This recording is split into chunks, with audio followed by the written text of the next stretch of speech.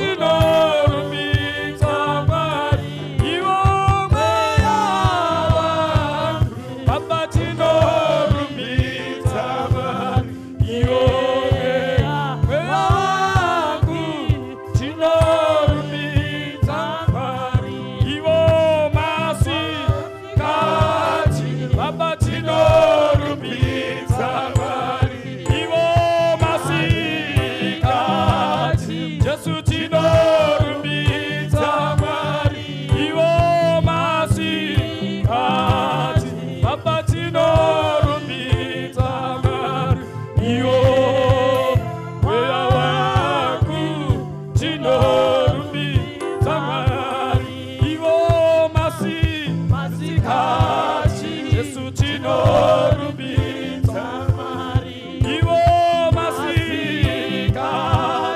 tiri pano ivo masikati Baba tinorumidza ivo mweya wangu unorumidza Baba vangu muzita raJesu, masikati ano zvakare ndinokuremekedza. Mweya wangu unokupai mbiri yose masikati ano Jesu.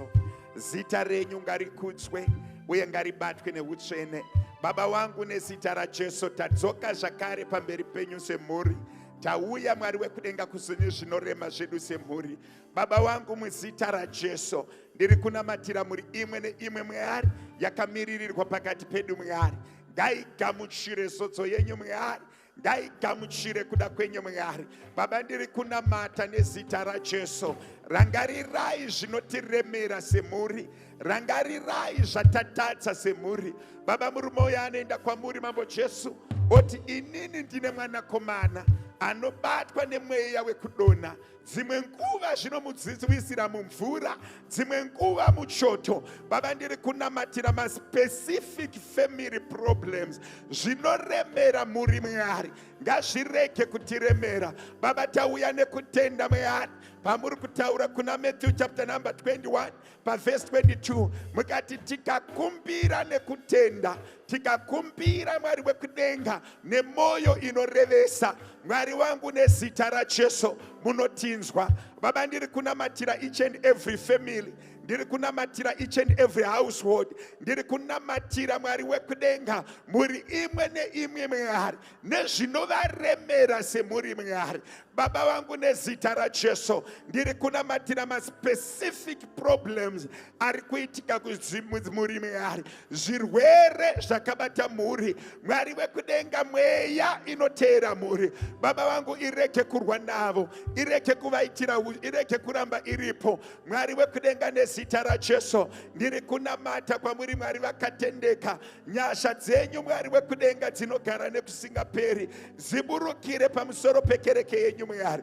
Baba wangu nezita raJesu, imimi Mwari wekudenga munotaura kuna Revelation chapter number 19 verse 21 munoti Mwari wekudenga kubudikidza nemazwi anobuda mumuromo yevatsvene hondo dzevanhu dzinoparadzwa. Nemasikati ano Mwari wekudenga tiri kunamata kuti kubudikidza nemazwi anobuda mimiromo yedu masikati ano tichinyengeterera hondo dzakatarisana nesu semhuri, dzakatarisana with each and every individual. Baba ndiri kunamata kuti zita renyu rikudzwe Mwari wekudenga muzita raJesu. Ndiri kunyengetera masikati ano, rangarirai muri imwe neimwe pakukumbira kwayo, rangarirai muri imwe neimwe pakukumbira kwayo, rangarirai muri imwe neimwe Mwari pakukumbira kwayo, rangarirai muri imwe neimwe Mwari pautera wayo, rangarirai muri imwe neimwe Mwari pakuremerwa kwayo. Baba ndiri kunamata nezita raJesu,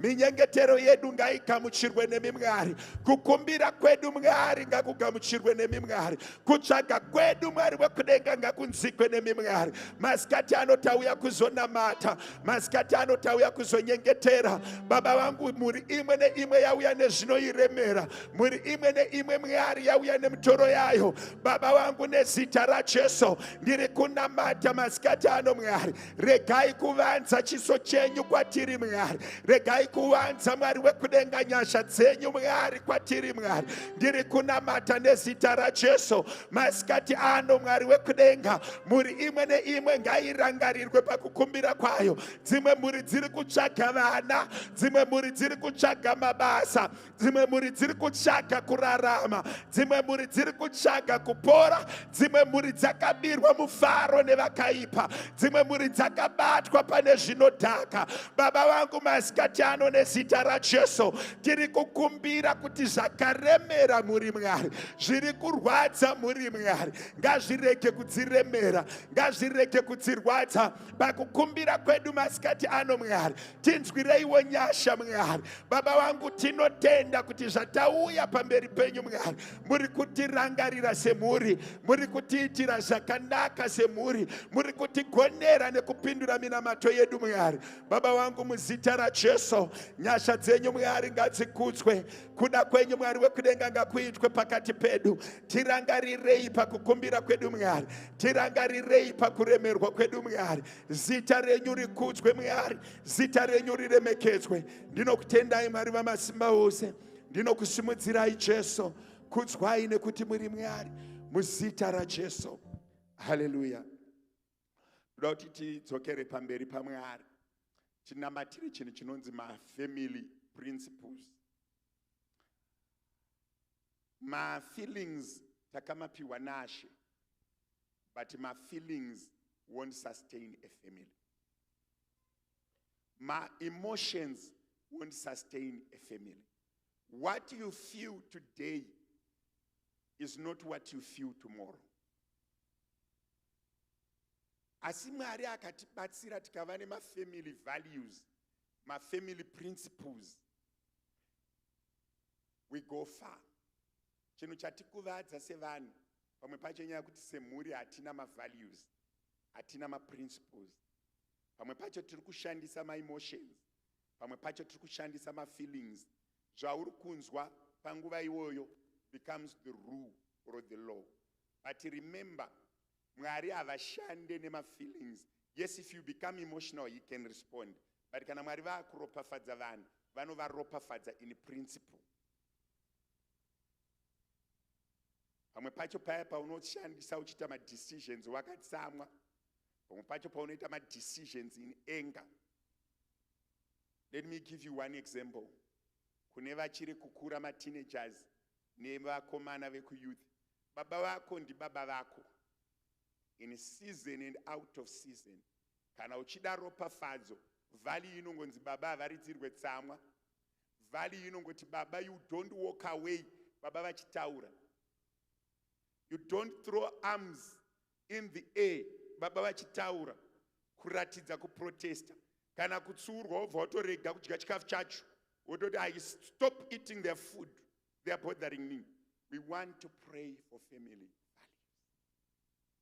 We want to pray for family values. We want to pray for godly principles to be embroidered, to be in our hearts.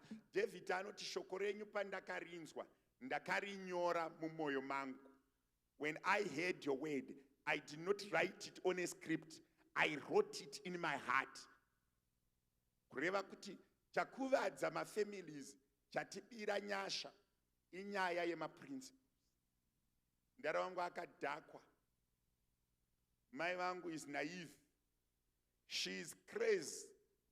Those statements, in as much as we do say them jokingly or colloquially in the street language, they have a spiritual connotation. The way we treat each other in the family. Kunana baba munoziva here, roho yenyu kuna amai. Vamuri kubana negumbava makanzi muvachengeti. Hamuna kunzi banai. Vana amai, vana baba ava vamunoti mukataura naye, munotaura naye kunge mwana wamakarumura nezuro. Mouya kuno mutaura nendimi. Do you know what it means in the spiritual world? Let's pray for family values. Mwana anouya nechinhu chakabiwa chinochigamuchira. Mwana anorwa nevanhu hatimutsuri. Let's go back to the basics. Chimboti semhuri, we want values, we want principles, we want the actions of faith that points us to the cross. Romona matra ma family values, ma family principles. Avepo. I'm not sure if I've explained it well, but I want you to pray as a family. Munema values here semhuri kuti ninge hataurwi. Ofisi yakati haitaurwi. Ofisi yakati tinogumira apa. Do we have them? Tinema boundaries here kana kuti taakungorarama freestyle. As my feelings or emotions leads. Vakomana nevasikana tiri kuziva here pekugumira nemiviri yedu. Do we have principles? do we have values kumabasa kwatinoenda kana kuti ma-values nema-principles ndeesandi? Patiri kuenda kuchivhura gore vanangu tapedza kutsanya, patiri kuenda kubasa tiri kupfeka sevanotenda here? Do we have values? A family must have a dress code. A family must have do's and don'ts. A family must have principles. Ngatimbonamatai pamberi paMwari titi Mwari tibatsireiwo tive nema-values, tibatsireiwo tive nema-principles, so that when we pray, our prayer life and our lifestyle, they have a relationship. Ande pamberi paMwari tinamate. Baba, ndinokutendai kuti muri Mwari. Moyo wangu unokuremekedzai masikati ano. Baba wangu muzita raJesu ndiri kunamatira mhuri yekwangu. Baba wangu tibatsirei kukutyai. For the fear of the Lord is the beginning of wisdom and understanding. I pray, Father, that in us we have wisdom to understand you. We have values and principles that you have set as our God that we must follow, and we follow them diligently. Baba, muzita raJesu ndiri kunamata kuti mweya washe mutirangarire. Tirangarirei Mwari wekudenga. Tigwenerei Mwari wekudenga. Tirwirei Mwari wekudenga. Tikwanise kuchengeta utsvene at family level. Tikwanise kuchengeta kutenda tiri kumba Mwari.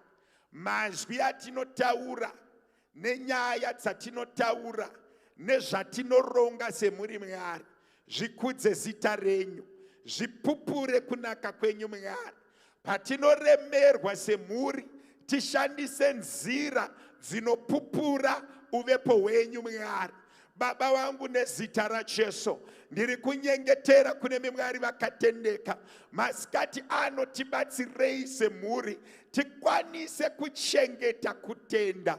Vana vedu ngavachengete kutenda. Vabereki tichengete kutenda. Tiri mudzimba Mwari ndiri kunamata kuti ma family values are in line with your word. Mwari wekudenga nezita raJesu ndiri kunamatira nyasha dzamakapa kuna Joshua dzekuti anoti kunyangwe imi mose maramba asi ini nemhuri yekwangu tichanamata Jehovha mupenyu. Ndiri kunamata manheru ano masikati ano Mwari tibatsirei semhuri Mwari, in our closed chambers, in our kitchens, in our behind our doors, that we may keep our faith and trust in thee intact. Mwari wekudenga kutenda kwedu Mwari ngakuonekwe mudzimba dzedu Mwari, in our bosom, that we may respect you and honor you with in your presence. Mwari wekudenga manheru ano ndiri kunyengeterera vana vedu Mwari pavanoenda kuzvikoro, pavanobuda nekupinda Mwari ngavareke kukanganwa Mwari venyasha zhinji, ma-values emhuri, ma-principles emhuri, ma-priorities emhuri. Mwari wekudenga nezita raJesu patiri kuisa ma-resolutions at 2025, I pray that the values and the principles of family be part of it and we honor them. Baba, ndinokutendai. Baba, ndinokuremekedzai. Mweya wangu unokutendai Mwari wekudenga nemhuri dzamakatipa. Mweya wangu unokutendai Mwari wekudenga, because you have made us families. I pray that we abide in you. Mudzimba dzedu zita renyu ngarikudzwe. Mukurarama kwedu semhuri zita renyu Mwari ngarikudzwe. Zvatatenderana semhuri, Mweya Mutsvene batsirai vana vedu kugona kuzvirarama. Batsirai vadiki vedu kugona kuteerera. Batsirai vadiki vedu Mwari kukunzwai. Patiri kumisikidza mitemo yemhuri, patiri kumisikidza kutenda kwemhuri, patiri kumisikidza Mwari wekudenga mafambiro emhuri. I pray, Father, that our children and us, the elders, we are able to value the principles of faith in our homesteads. In Jesus' name, hallelujah. Ndiri kutenda Mwari kuti we are Christians. Tiri kurwa nemweya wechingochani, tiri kurwa nemweya wechilesbian, tiri kurwa nemweya wemadrugs, tiri kutorwa nemumwe mweya maspirit anonzi vana emancipation. Hakuna Mwari. Mavalues atiri kusima mudzimba, Mwari ngaatiitirewo nyasha apinde muvana vedu. Vangoziva kuti isu tiri maKristu, kana ndakuroora ndinoenda kuroorwa, kana kuroora ndinoenda to the opposite sex. But if we don't stress on it, Satan anouya takavarairwa otibira mufaro. And vabereki, let us not be silent. Hazvina kuipa once in a while to remind your child kuti gore rauchandiigirawo mukuwasha, gore rauchandiigirawo muroora kana wakura.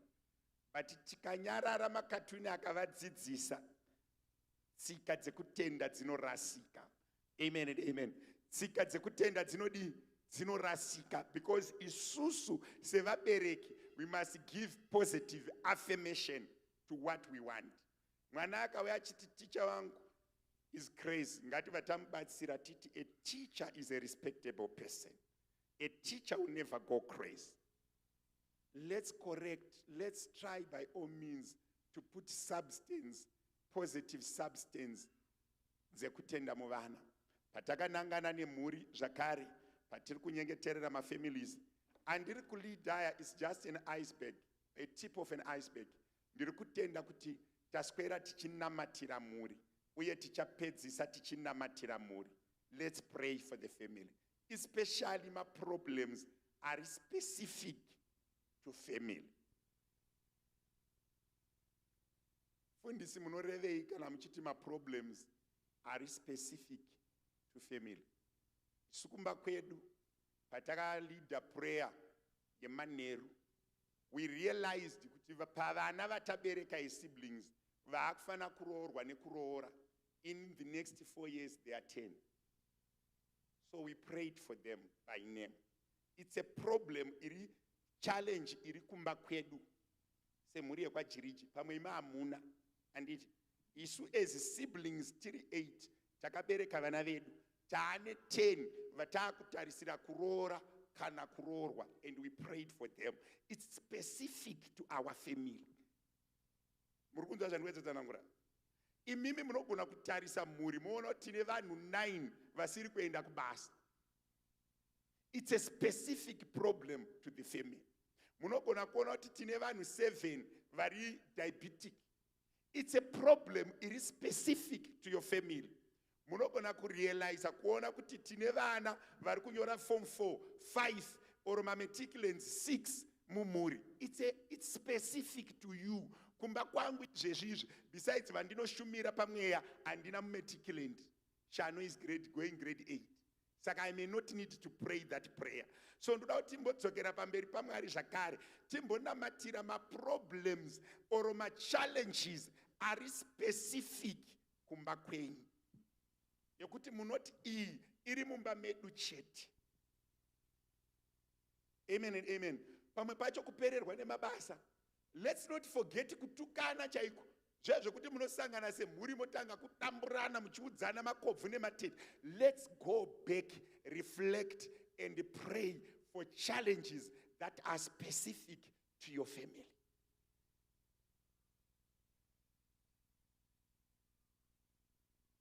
Doro chairo, how many of you would drink beyond the limit in the family? And I want to tell you this. If your brother dies because of Zimbabwe, iwewe you have a problem. Because vana ivavo, they are going to add to your number. Urukumboremerwa nevako 3. Uya akafa, you take that and you add to that number. Ukata handine inavo, you become an irresponsible Christian and a non-believer. Let's go and pray for my specific problems. Ari kudzimba dzedu. Hapana muprofita anofanira kubatsira. Iwewe ukango reflector, you know what is affecting your family. Hande pamberi paMwari. Kana wakamira padhuze nemunhu, rega kumupa nyaya dzekutaura. Namatira zviri kunetsa kumba. Vana vari muno, ma-teenagers nema-adults, you know your father is abusive. Pray about it. You know your mother is shouting. Pray about it. Intercede for your family. Kuna vamwe vana vari muno kuti matokura, you know zviri kunetsa kumba, zvina matirei. You can be an intercessor at 10. You can be an intercessor at 20. You can be an intercessor at 15. You can pray what is affecting the family. And pamberi pamwari umwe nemumwe anamata handisi kutarisira munhu anoshauta handisi kuda kuti nyika inzwe nyaya dzako denga ngarinzwe zviri kunetsa kumba kwenyu chimbonamatira zviri kunetsa kumba kwenyu chimbonamatira zviri kunetsa mumhuri yekwenyu imbowana nguva yekuva honest pamberi pamwari unamate zviri kunetsa muvana vako zviri kunetsa kumasiblings zviri kunetsa kumhuri zvirwere zvanetsa kumhuri mweya yetsvina yanetsa kumhuri urombe hwanetsa kumhuri kurwa kwanetsa kumhuri mweya yehumbavha vamwe vari mumajeri vamwe vari kurepa zvinhu zvisinganamatiri in generic. I want you to focus uite semurume uyo akati mwari zvinomuwisira mumvura chii chiri kuwisira mhuri yekwenyu pasi. Pray about it. Focus on your family. Baba ndinokutendai manheru amasikati ano vana venyu pavakutaura nyaya dzakaremera mhuri dzavo mwari vamwe vanobva kumhuri mwari wekudenga dzinopirwa mashai vamwe vanobva kumhuri mwari wekudenga dzisina kana mumwe chete akambobudirira vamwe vanobva kumhuri mwari dzinofivha vanhu vari vadiki vamwe vanobva kudzimhuri mwari dzinorwiwa mwari vane vamwe vari kugara mudzimba dzakazara domestic violence zuva nezuva munorwiwa zuva nezuva munotukanwa zuva nezuva munokandiranwa mandiro masikati ano nezita raJesu ndiri kunamata mwari wekudenga kana matinzwira nyasha pakuzvininipisa kwedu masikati ano mwari wekudenga pinduraiwo minyengetero yedu mwari zviri kunetsa kudzimba dzedu mwari mabasa aramba mari isiri kubatika urombe huri kutenderera zvirwere zviri kutenderera mudzimhuri mwari ngazviparadzwe nezita raJesu mweya yekubreka kwemarelationships emafamily members mwari ndiri kunamata iparadzwe nezita raJesu baba ndiri kunamata masikati ano semuranda wenyu ndakumbirira vari kunzwa izwi rangu masikati ano nezita raJesu pavari kunyengetera nenyaya dzavo mwari pavari kuunza zvinoremera muri mwari ndiri kunamata nezita raJesu varangarirei mwari wekudenga muri ngadzirapwe muri ngadziporeswe zvirwere zvemuri ngazviporeswe urombe ngahutame mweya yekudzungaira ngaibude mudzimhuri mweya yekushaya ngaibude mudzimhuri mweya yekurwa ngaibude mudzimhuri mweya yekuroyana nekubatirana mishonga ngaibude mudzimhuri baba ndinonamata everything chisina kumira zvakanaka at family level ngazigadzirisike vana ngavarorwe nekuroora mweya inorambidza michato nemufaro ngaishayiwe simba mweya inorambidza mwari wekudenga kudyiwa kwechingwa nekurarama kwakanaka ngaishayiwe mufaro baba kune dzimwe mhuri mwari wekudenga dzakatoita give up havataure vese havana mufaro satani akavabira mufaro satani akavabira nyasha ndiri kunamata spirit of restoration uya mwari wekudenga aive nemweya wekudonha makataura izwi mwari wekudenga akapora ipapo mweya iri kunetsa mhuri mwari wekudenga I command every spirit that is tormenting each and every family to live mweya iyoyo ngaitame mweya iyoyo ngaivareketse mweya iyoyo ngaivasiye mweya iyoyo ngaibude mweya yekudhakwa zvimadrugs zvatiri kunzwa mweyari zviri kushandiswa nevana muzvikoro ndiri kunamata mwari venyasha manheru avano nezita raJesu vana vevanhu ngavasunungurwe mhuri dzakabatwa mwari wekudenga nezvinodhaka ngadzisunungurwe mhuri dzakabatwa neurombo ngadzisunungurwe mhuri dzakabatwa mwari wekudenga nemweya wenhamo ngadzisunungurwe mhuri dzakabatwa nemweya wekurwa ngadzisunungurwe mhuri dzakabatwa nemweya weconfusion ngadzisunungurwe mhuri dzakabatwa mwari wekudenga nemaarguments mweya wekuti zuva nezuva vanotukana ngadzisunungurwe baba ndinokutendai masikati ano kuti hakuna mhuri yakumbira yamaramba makanyararira, hakuna vatsvaga chiso chenyu vamaramba makanyararira. Baba, ndinokutendai nezita raJesu. Ndinotenda Mwari wekudenga kuti zvatakumbira nekutenda Mwari munozadzikisa, zvatakumbira nekutenda Mwari munozvizadzisa. Masikati ano zita renyu ngarikudzwe Jesu. Nyasha dzenyu Mwari ngadzionekwe nekuti muri Mwari. Father, we worship you. Zita renyu ngarikudzwe. Masikati ano Mwari wekudenga, piwai mbiri kuda kwenyu kuitwe nezita renyu riremekedzwe muzita raJesu. Father, we worship you. Hallelujah. Rauti tidzokere pamberi paMwari timbonamatira chinhu chinonzi family unit and family love. Under the sun, you see that most families, they are fighting. Baba namai vanodamburana, vana vanavavirirana. Kana muri kuwirirana, let's just pray for continuity. And the majority of us, we feel it's good because our children are still young. You see what I'm saying? The source of life, it's mainly the parent. But munozoona kuti pavari kukura kwatakakurira uko rimwe zuva ndichiri mudiki, brothers fought. Umwe wacho akauya achiti, mukoma ndavaruma muromo, ndaudambura muromo, ndatoukanda pasi kumundoko, uri kudyiwa nemasvosva. Imagine your two sons fighting and the other one is proud that I've managed to win a battle against a brother. We want to pray for unity. Vana vedu ngavakure vachidanana, vana vedu ngavarambe vachidanana. Isusu vacho ngatidananei.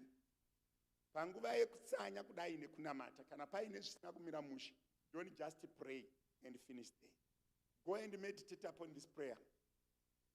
Kana kumutaurira nemuromo kuchinetsa muisire message kuti ndanga ndichinamatira kuti tichirega kurwa, ndanga ndichinamatira tichirega kutukana. So many families, kutanga kunana 25 kusvika musi wa5 of every month, panouya pay, they are fighting. They are not in good books. We just want to pray for peace. We want to pray for unity. We want to pray for comfort in the home. A home should be peaceful, kind, and welcoming. There shouldn't be anyone who feels bad to go home. There shouldn't be bad blood in the house. There shouldn't be tension in the house. There shouldn't be infighting in the house. It should be comfortable. Amen and amen. Ngatikumbirei Mwari vatipe that. Vana baba vanotyisa, relax. The house must be welcoming. The house must be warm. And tinozviwana say, we pray. When we pray, we activate it. We action it. Let's embrace. Now, family love, family unity, family togetherness. We normally receive message yakanzi, I love you. Kana watoto kunesu takaroora. Unoona ita 2 years ukawarai. Isati yauya. Uchikonzi maapapi. Masiya ere mari yechakati. Kadhi riri pai. We need to love one another. At marital level, spouse level, children level, embrace your children. I may run short of words to express what I want you to know, but I'm saying a household should be the maximum place, or it should be the center of love. You must feel like jogging when you are going home because it's welcoming and it's nice. Let's pray about love. Let's pray about family love, family unit, oneness, sharing, sincerity, without backbiting one another. Ande pamberi paMwari tinamati. Chimbonamata Mwari akupe simba rekudanana. Baba ndinokutendai kuti muri Mwari. Imi Jesu musati mabva panyika. Munezwi ramakabvunzwa nevadzidzi. Mukabvunzwa zvikanzi, what is the greatest commandment? Mukati, the greatest commandment I'm giving you now, love one another. Masikati ano ndiri kunyengeterera muri yamakandipa panyama nepamweya. Tibatsirei Mwari wekudenga kudanana. Pazvakaoma tidanane. pazvakanaka tidanane. Mwari wekudenga, dzimba dzedu ngadzizare mufaro. Tibatsireiwo nenyasha dzekudanana. Ndiri kunyengeterera the grace to love one another in the house. Ndiri kunyengeterera the grace to embrace one another in our diversity. Baba, ndiri kunamata kuti kumba ngakuzare rudo. Ngative nemufaro. Patinoonana ngative nemufaro. Patinofamba ngative nemufaro. Patinogara ngative nemufaro. Mweya wangu unokutendai Mwari, uye mweya wangu unokuremekedzai. Masikatano ndiri kutenda kuti Mwari munadzo nyasha dzakaringana kutipa zvatakumbira kudai. Tikwanise kudanana, tikwanise kuchengetana, tikwanise kuremekedzana, tikwanise kubatira pamwe chete. Patinodya tidye nemufaro, patinorara tirare nemufaro, patinoswera tiswere nemufaro. Baba, kana paine madhimoni anoramba kudanana, ngaanzwe ane nzeve, ngaabude mudzimba dzedu. Kana paine mweya yetsvina inorambidza mufaro, Mwari wekudenga ine nzeve, ngainzwe ibude mudzimba dzedu. Kana paine madhimoni anokonzeresa stubbornness, ngaabude mudzimba Mwari. Ndiri kunamata nezita raJesu, bvisai mweya wekuzvikudza, bvisai the spirit of stubbornness in our family. Mwari wekudenga, I pray for a welcoming spirit. I pray for a welcoming spirit. I pray for understanding. I pray for greater reasoning. I pray for greater unity. I pray for greater oneness. Baba wangu, tibatanidzei. Mwari wekudenga, tibatanidzei. Mwari wekudenga, tibatanidzei. I pray for the highest level and capacity of sharing in the family. Mwari wekudenga, bvisai chindini. Mwari wekudenga, bvisai kuzvida. Mwari wekudenga, tibatsirei. Titakurirane mitoro semhuri. Titakurirane zvinorema semhuri. Titakurirane zvinorwadza semhuri. Baba wangu, muzita raJesu ndiri kunamata Mwari, vana vedu ngavatinzwisise, isu tivanzwisise mukutenda kwedu Mwari nemukunamata kwedu Mwari. Ndiri kunyengetera masikatano nekutenda kuti mhuri dzedu dzaakuzara nemufaro, dzimba dzedu dzaakuzara nerudo, dzimba dzedu dzaakuzara nenyasha dzenyu Mwari. Baba, ndinokutendai kuti muri Mwari. Baba, ndinokuremekedzai kuti makafanira kunamatwa. Tibatsirei kudanana Mwari, tibatsirei kuchengetana mudzimba Mwari, tibatsirei kubatirana mudzimba Mwari. Baba wangu, muzita raJesu ndakutendai Mwari, ndakupai mbiri yose. Zita renyu ngarikudzwe uye zita renyu ngariremekedzwe manheru ano nezita raJesu. Haleluya. Taudzokera futi pamberi pababa. Kune vanonoka kupinda, nangandisaura ndichiti, what probed to Matthew 17 verse 20. Ndi baba vakaona kuti mwana ane maperembudzi anodona, zvaimuwisira mumvura, zvaimuwisira mumoto. This was a family challenge and a family plea to the Lord. Vana baba nana mai, vakomana nevasikana, mumhuri kune mumwe wamunonyatsoona kuti haachakwanisa kuzvinyengeterera, ari kutadza kuzvinamatira. Mwana uyu, rimwe version inoti he was a lunatic, kureva kuti pfungwa dzinogona kunge dzaakurasika neurwere kana kuti anga ari mudiki. But baba ndo vakanopfugama pamberi paJesu in public vakamukumbirira. It's very easy to intercede for munhu ari kure and forget ari padhuze. Either you love them too much, zvekutadza kuona kuti munhu watinaye haasi right, kana muri mudenial, kana kuti makaita give up. Can I repeat this? Never ever give up on a family member. Never ever give up on a child. Tikamunyengeterera Mwari vanotibatsira, anorikava. Tikatsvaga nyasha, chidhakwa chedu chinorikava. Tikatsvaga nyasha, drug addict wedu anorikava. Tikatsvaga nyasha, mwana wedu anoroorwa. Tikatsvaga nyasha, zvinoita. Let's go in the family and target the weaker brothers. Don't even go far. Mumuri imomo. Let's pray for those that are struggling in our family. Mumuri medu imomo. Chimbotsvaga munhu waunoti uyu mwana wamai wangu but asquit. Uyu mwana wangu but asquit. Uyu murume wangu but asquit. Uyu mudzimai wangu but asquit. Uyu mukoma wangu but asquit. Akaomero.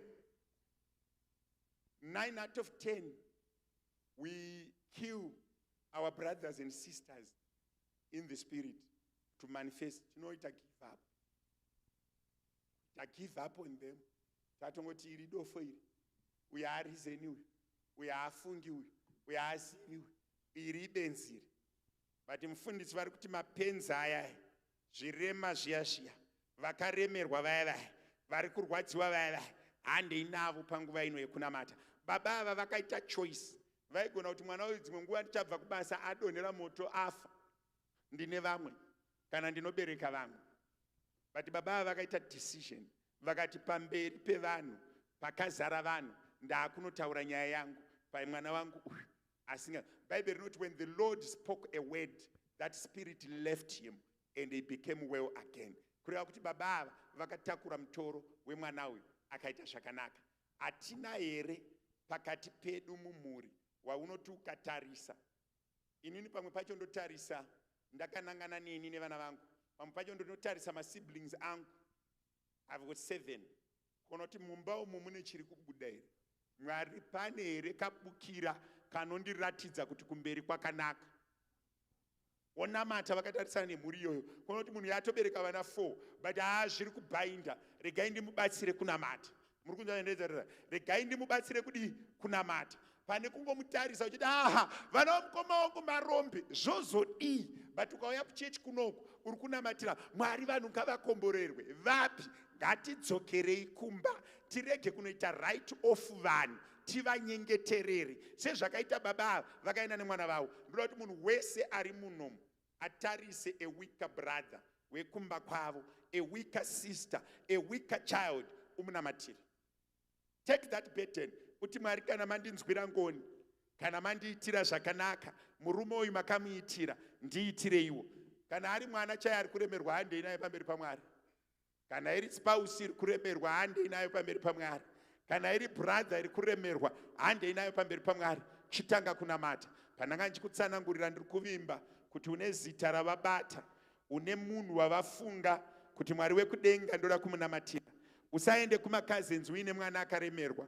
Usaende kuma brothers uine waunoswera naye akaremerwa. Ndoda kuti ungoenda pamberi paMwari utange kuintercede. Don't give up on family. Let's pray for them. Let's not write them off. Let's pray for them.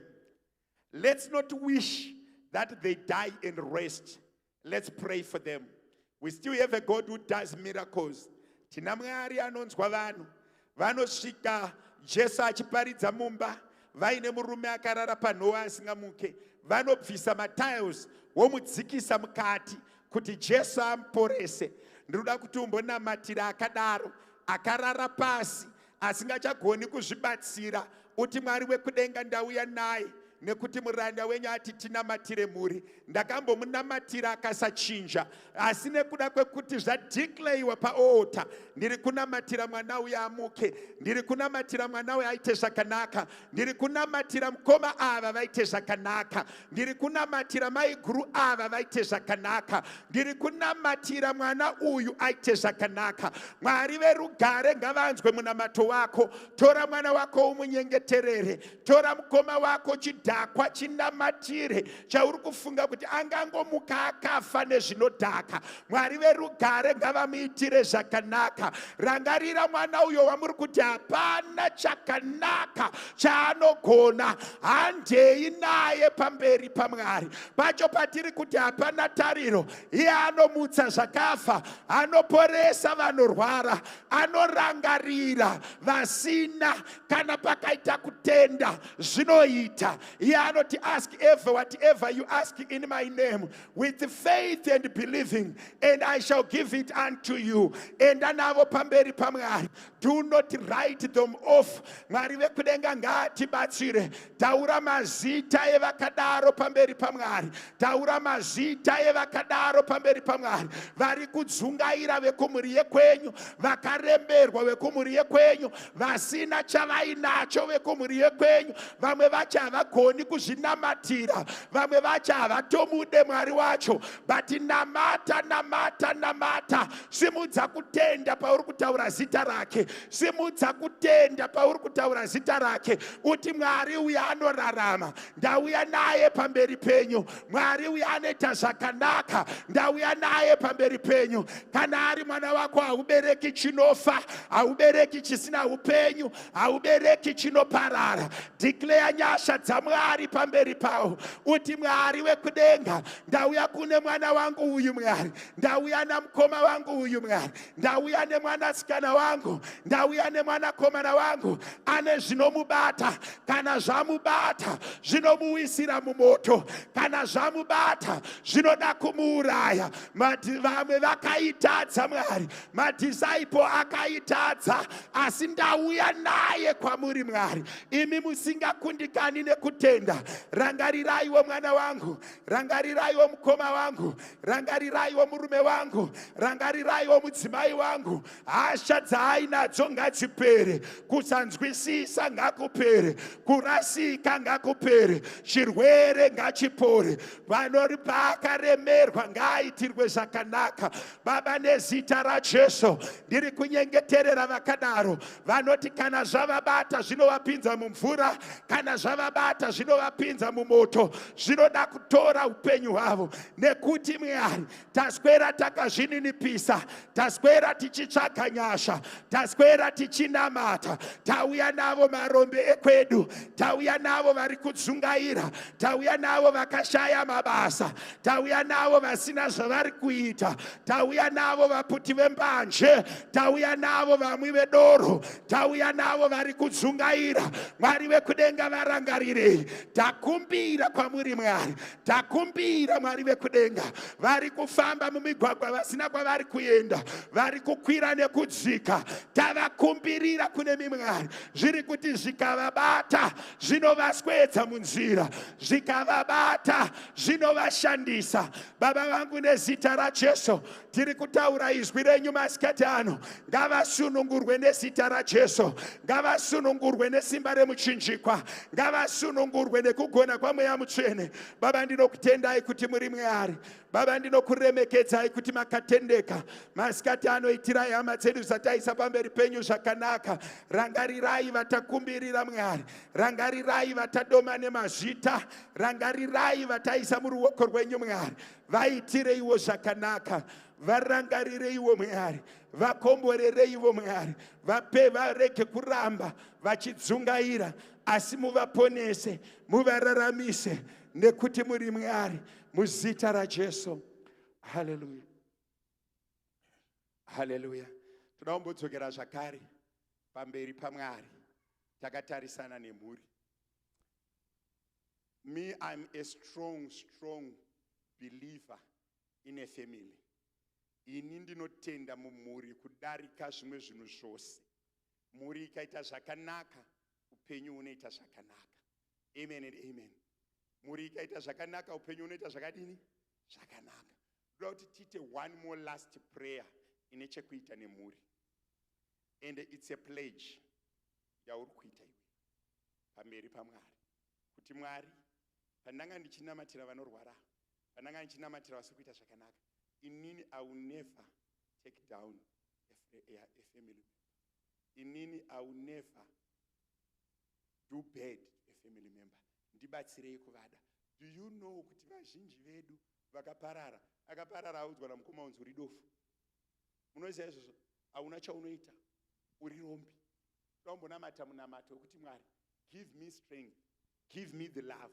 Ndavanamatira, tanamatira rudo, runoda anoruratidza. Tanamatira kuti vapore, panoda anovaporesa. Tanamatira sharing, pana anofanira kuitanga. Tanamatira welcoming, pana anofanira kugamuchira vanhu vacho. Aumbotiwe unamati. Kazhinji kacho ndakaona kuti muri muKristu unoita like a doctor, anoti smoking is affecting you. opedza wafati chimbomira ndakuenda pasmoking break. Makaenda iye akuudza kuti smoking is hazardous, but iye ari kuenda kusmoking break. Vambonamatira kuti Mwari ndipfekei nerudo, ndipfekei nemufaro. I want to be a fountain of love and a fountain of life in the family that I was born. Vanhu ngavati tikaenda kuna sisi kundai, even havo vasina chavatipa, vakasekerera unodzoka encouraged. Hausati wamboenda kuno munhu wekuti unosvika wakaomerwa, so zvakati nganga, ungomuona chete akangotaura unonzwa kuti moyo wangu warerukirwa. Mazvaendera akangodaira foni kuti muri kuziva here baba munini, muri kuziva here mukoma, muri kuziva here tete. Sikumba kwedu taive ne1 sister, she was the firstborn. Ukasvika uchipopota uchidi wakavungairika. Mumusi ndakasvika ndikati ndanzwai ndodzai. Anzi sekuru mirai ndibike tii. Munoda madhumbe mirai ndibike, kana ndapedza totaura. Tii yaibva zvikanzi sekuru matokura so. Handiti hamuna kupindura. Ndokunamata Mwari. Vaenda kuMethodist votaka kuimba karwiyo kawo. Apedza tokunamata. Wozofunga kuti saka paya pana ndichipupuruka nani chinetswa nei.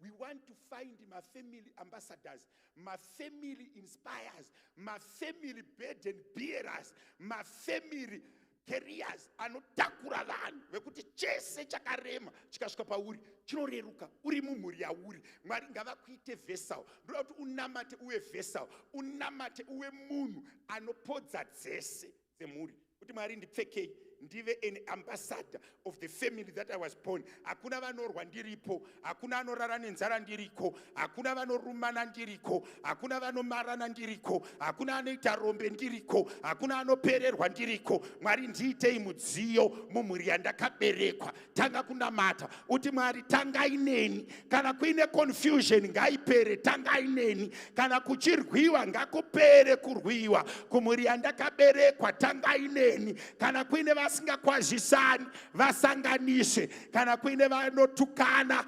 vasanganise. Iti Mwari ndiri pano ndanyengetera kuti muri ive nemufaro, chindishandisai. Tanga kunamata kumbira nyasha dzekuva family ambassador. Iva mupirisita wekumhuri kwekwenyu. Hakuna anorwa uripo, hakuna vanobayana uriko, hakuna vanotukana uriko, hakuna vanovengana uriko. Unodzifambira nyaya dzacho pamweya. Tanga kunamata uti Mwari pavanotaura nyaya idzi kwandiri ngavaite zvakanaka. Mwari pavanosangana neni ngavaite zvakanaka. Pavanondifonera ngavaite zvakanaka. Vanochema pavanondifonera moyo yavo ngaipore. Vanorwadziwa pavanotaura neni Mwari, isai nyasha mandiri dzekunyaradza mhuri, isai nyasha mandiri dzekutakura mhuri, isai nyasha mandiri dzekuyananisa, isai nyasha mandiri Mwari dzekuyananisa. Mwari ndipeiwo rudo rwakawanda Mwari kuvana vangu, ndipeiwo Mwari rudo rwakawanda kumhuri yangu. Mwari wekudenga ndipeiwo nyasha dzekugona, Mwari venyasha, kuitira zvakanaka wekwangu, kutakura wekwangu, kufamba navo zvakanaka, kuvasimudzira nekuvaitira zvakanaka.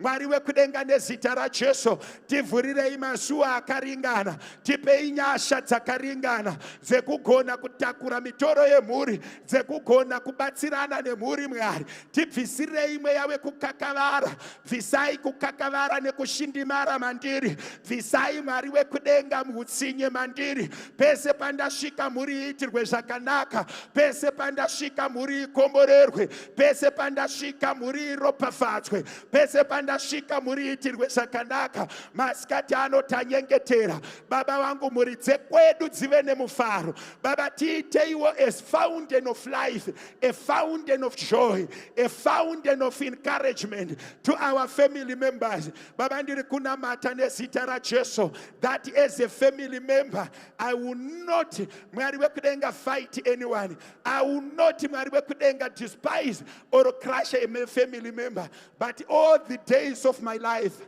that I become father and inspire mumuri yandakaberekwa Mwari nevakanditenderedza ngavaone chiedza, ngavaone mufaro, ngavaone kugona kwenyu Mwari. Ndishandisei Mwari wekudenga semudziyo unounza nyasha pamuri. Ndishandisei Mwari wekudenga semudziyo unounza mufaro kumuri. Mwari wekudenga patinokwira nekudzika tiri mumhuri dzedu Mwari, tibatsirei kuratidza rudo rwechokwadi. Baba vangu, isai moyo unorevesa mandiri kana ndakuitira hama dzangu zvakanaka. Isai moyo unorevesa mandiri, isai moyo werudo mandiri, isai moyo wekugona mandiri. Bvisai kuzvida nekuzvidemba, bvisai kuzvikudza Mwari wekudenga neutsinye mandiri. Kumhuri yandakaberekwa Mwari, ndiiteiwo chiedza Mwari, ndiiteiwo mubatsiri Mwari. Ndirarame imomo Mwari wekudenga sechikomborero kumhuri iyi Mwari.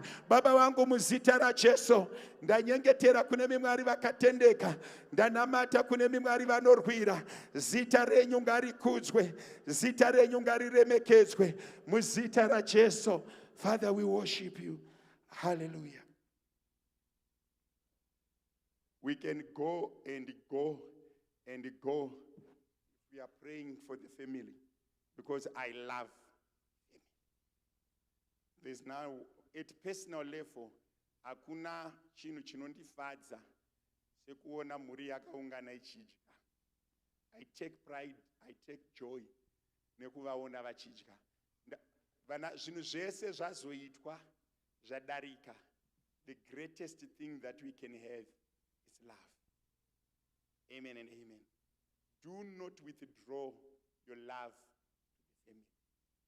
If you can say, I love you to the family 10, 15 times per day, please do it. It's a very honorable, it's nice, it's warm. Let's love one another. Tiri mudzimba, regai kuita vanhu vanozoseka kana pauya muenzi. Train yourself. Be intentional to love one another. Pane chinhu wani chiri kundirwadza mazuva ano, and handina hangu nzira yekuchikorekta nayo, but dai Mwari vaindipa uchenjeri ndaichigadzirisa. Chekuti munhu wese anenge ari pafoni, makagara mese kuna wariona here ragowa, ragowa wamuona here vanhu ndamuona achingodzokera pa. Hatina here imwe nguva inokumba kwedu ndakatozoisa mutemo, munhu wese anodyira manendiri. Ndoda kuona munhu wese achidya, munhu wese ukanopakurawo kunofanira uchidyira pane nchikuona kuti ndiro yacho yapera. Munogara nemunhu ka asiri kudya muchingoti adya uku muri kunzandedzerana. Kana taakudya ngatingogarai pasi tidye tese tese tichionana. Those are acts of love. Those are acts of getting closer to one another. Patiri kubuda munomu, let's go and love one another. I want to repeat this to you. It doesn't pay to spend 5 days wakatsamwira a beloved one. It doesn't pay kupedza 4 days wakaitira baba wako mamudzi. Let's love one another. Isu vamwe vacho vana baba nana mai hatichina. If we could go and bring them back, we could do more, but they are not there. Let's love one another when we are there. Ngatidanani. As a family, let's love. Zvimwe zvese zvinozouya zvinounzwa because love is lacking. If we increase love, we will remove more problems. Simudza ruoko rwako. Baba, ndokutendai nevamatendera kuya kuzonzwa zvangu kuzonamata. Mambo Jesu, tinokudai takaungana pano nechikonzero cherudo rwedu kwamuri. Mwari, tinokudai hatigoni kutaura zvese zvamakatiitira nezvamuri kutiitira nezvamuchatiitira nekutenda, asi masikati ano tiri kudzokorora sekereke tichiti Mwari Baba vari kudenga nemi mwanakomana Jesu Kristu nemi mweya mutsvene, tinokudai. Takukumbirai sababa vedu, taunza nyaya dzedu kwamuri sababa vedu dzatinovimba kuti madzinzwa uye madzigadzirisa. Zvatakubuda kunotora kudya, chitiropafadzai Mwari. Tirege kunzwa mudumbu kana musoro, tidanane tiri mudzimba, tiratidzane rudo. Mwari wangu, nekutendeka kwenyu nekugona kwenyu hatigoni nemi. taakudzokera kudzimba dzamakatipa, taakunotora kudya kwamakatipa. Baba vangu, fambai nesu, musatisiye tiri toga. Muzita renyu Jesu Kristu, amen. Manhero anhasi zvakare aliita kundinyuwa kumba kwedu nezuro. Ndini ndakalidha sisi vachirekodha manhero anhasi, tichatungamirirwa